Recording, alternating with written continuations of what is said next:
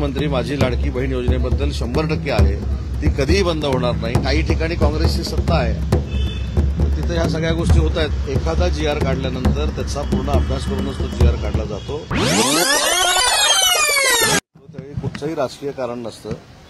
मी शरद पवार साहेबांच्या सोबत काही संस्थांवर काम करतो, तसं क्रीडा क्षेत्रामध्ये काम करतो आणि त्याच्या काही गोष्टी ज्यावेळी साहेबांना सांगायच्या असतात त्यावेळी मी त्यांची भेट घेतो.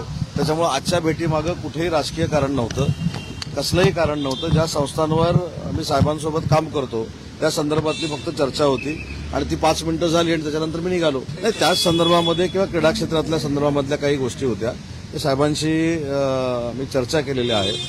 त्याच्यामुळे मला असं वाटतं की प्रत्येक भेट ही राजकीयच असते अशातला भाग नाही. कारण तुमचं देखील बरोबर आहे की स्थानिक स्वराज्य संस्था जवळ आलेल्या आहेत आणि त्याच्यामुळे आमची भेट म्हणजे काय स्थानिक स्वराज्य संस्थेसाठी आहे का अशी एक शंका निर्माण होऊ शकते. परंतु याला कुठेही राजकीय स्पर्श नव्हता.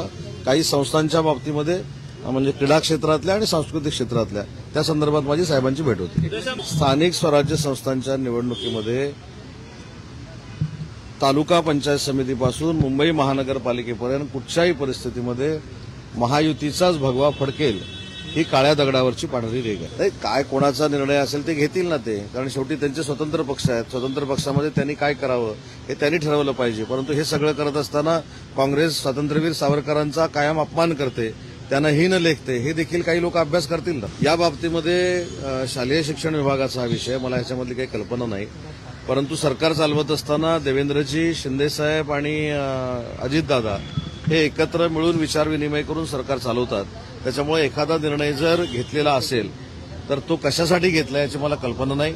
परंतु ज्या मुख्यमंत्री माझी लाडकी बहीण सारख्या योजना आहेत त्या कधीही बंद होणार नाहीत, ही भूमिका सरकारची आहे आणि ती सरकारची भूमिका कायम राहणार. मी तेच सांगितलं की या संदर्भामध्ये मी माहिती घेतो, कारण मला ही माहिती नाही. मला माहिती मुख्यमंत्री माझी लाडकी बहीण योजनेबद्दल 100% आहे. ती कधीही बंद होणार नाही आणि ज्या बंद होण्याचा शिवभोजन थाळी काही मंडळींनी सांगितलं होतं की बंद होणार, पण शिवभोजन थाळी कुठेही बंद होत नाही आणि होणार नाही. त्याच्यामुळे काही योजनांच्या बाबतीमध्ये काही जर निर्णय झाले असतील किंवा होणार असतील याची माहिती घेतो आणि मग आपल्याला माहिती असेल की 31,528 कोटीचं जे पॅकेज पूरग्रस्त परिस्थितीसाठी देण्यात आलं, त्यावेळी तिन्ही महायुतीचे नेते त्या पत्रकार परिषदेला उपस्थित होते तुमच्या सगळ्यांच्या समोर आणि त्यांनी स्पष्ट पद्धतीनं सांगितलेलं आहे की कर्जमाफीच्या संदर्भातला विचार देखील सरकारचा चालू आहे. योग्य वेळी तो आम्ही निर्णय घेणार आहोत आणि त्या पद्धतीनं वर्किंग सुरू आहे. दाबण्याचा काय प्रश्न येतो? दाबण्याचा काही प्रश्न येत नाही. मुद्दा असा आहे की रवींद्र धंगेकर हे आमच्या शिवसेनेचे महानगर प्रमुख आहेत आणि त्यांनी काल माननीय मुख्य नेते एकनाथ शिंदेसाहेबांची भेट घेतलेली आहे.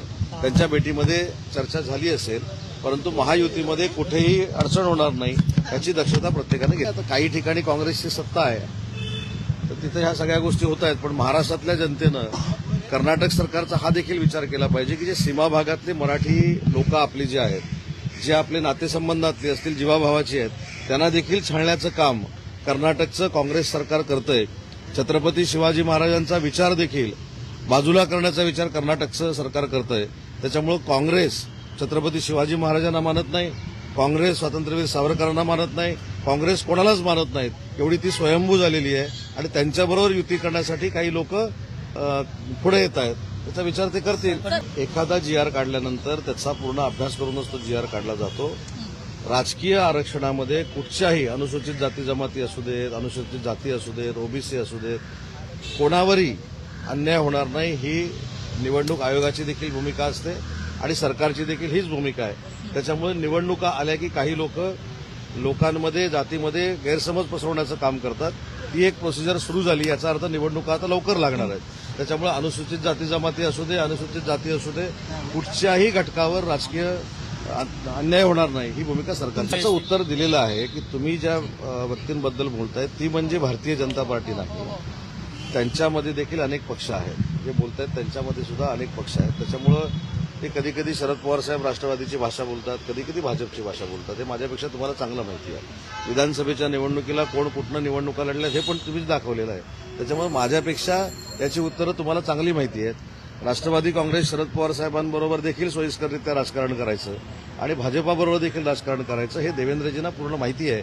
आणि कोणीही एकनाथ शिंदे साहेबांवर टीका करून एकनाथ शिंदे साहेबांचं कर्तृत्व आणि नेतृत्व हे कुठेही बाजूला होणार. सध्या महानगरपालिकेपर्यंत शरद पवार साहेब राष्ट्रवादी काँग्रेसमध्ये आहेत, कारण काही तिकिटांची ऍडजस्टमेंट करण्यासाठी. हे सगळं राजकारण देवेंद्रजींना माहिती आहे. त्याच्यावर मी काही जास्त बोलणं योग्य नाही, कारण गणेश नाईक साहेब देखील सिनियर आहेत आणि त्यांच्याबद्दल मी बोलणं योग्य नाही. पण त्यांनी देखील माननीय एकनाथ शिंदे साहेबांबद्दल बोलू नये, कारण ते आमचे मुख्य नेते आहेत. त्यांच्यावर केलेली टीका कोणीही शिवसैनिक सहन करणार. वाटतं की ह्या सगळ्या नियमातल्या अटी ज्या आहेत या कदाचित आपल्या सगळ्यांना आता जाणवल्या असतील, पण ह्या ऑलरेडी आहेत. आणि केवायसी असेल किंवा ह्या सगळ्या गोष्टी ज्या आहेत या महिला भगिनींना सोयीस्कररित्या हे सगळे पैसे मिळण्यासाठीच केलेले आहेत. त्याच्यामुळे कुठेही पात्र महिला भगिनींवर अन्याय होणार नाही.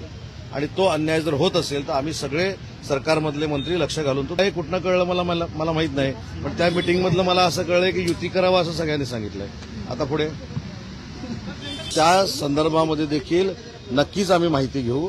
कुठच्याही महिला भगिनींवर अन्याय होणार नाही ही सरकारची भूमिका राहील. ज्या पात्र महिला भगिनी आहेत त्यांना मुख्यमंत्री माझी लाडकी बहीण योजनेमधनं काही जर अडचणी निर्माण होत असतील पात्र महिला भगिनींना, तर त्यासाठी सरकार नक्की पुढाकार घेईल.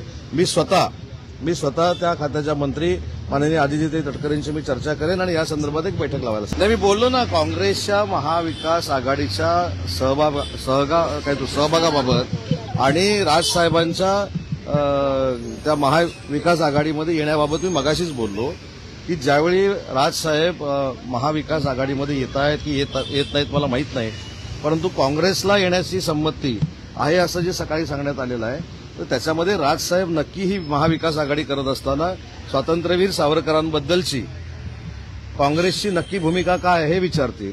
कर्नाटकमध्ये काँग्रेसचं सरकार आहे, जे मराठी माणसाला त्रास देत आहेत, छत्रपती शिवाजी महाराजांचे पुतळे हटवत आहेत, या सरकारला जाब विचारतील. ते काँग्रेसच आहे आणि त्याच्यानंतर ह्या घटना घडतील असं मला राजकीय वाटतं.